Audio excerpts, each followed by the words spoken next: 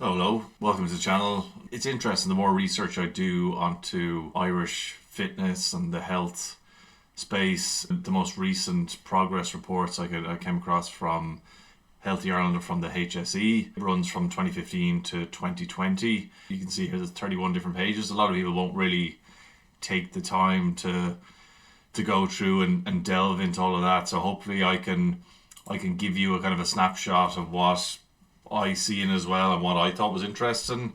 Obviously, I think there's trying to be this shift from in the framework to be more proactive and not just about treating sickness, but more actively preventing it. And this plan is kind of focused on four key areas: more people to be healthy at all stages of life, reduce health inequalities so everyone has a fair shot at a healthy life, protect the public as well from health threats like we saw with COVID or the likes of that, and create an environment where everyone from the government to local communities and individuals can play a part. So obviously something that's I'm passionate about.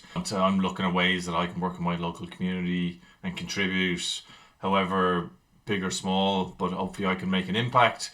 Within those four kind of buckets, I see there's three priorities. I think priority number one is reducing chronic disease. So this can be the likes of heart disease, diabetes, cancer, and they're largely preventable. So, if you look at key areas of progress, smoking, the smoking rate dropped from about 23% in 2015 to 17% in 2019. And they've associated campaigns like Quit Campaign was a massive success.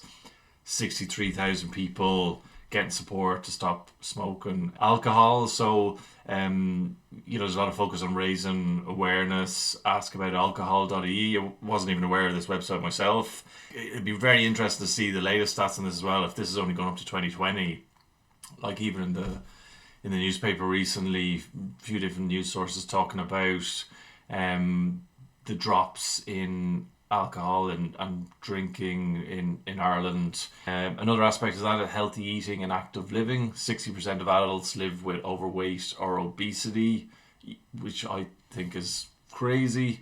There's activities associated with this. I've witnessed firsthand as well, like the park runs, the great community events. I was in one in Shangana recently. There's one in Cabinteely Park near me as well. And then also there's a point on mental health and well-being, recognizing that mental health is as important as physical health. And there's programs like stress control, minding your well-being as well. Wasn't aware of them again myself, but over 18,000 people have accessed them, which is amazing.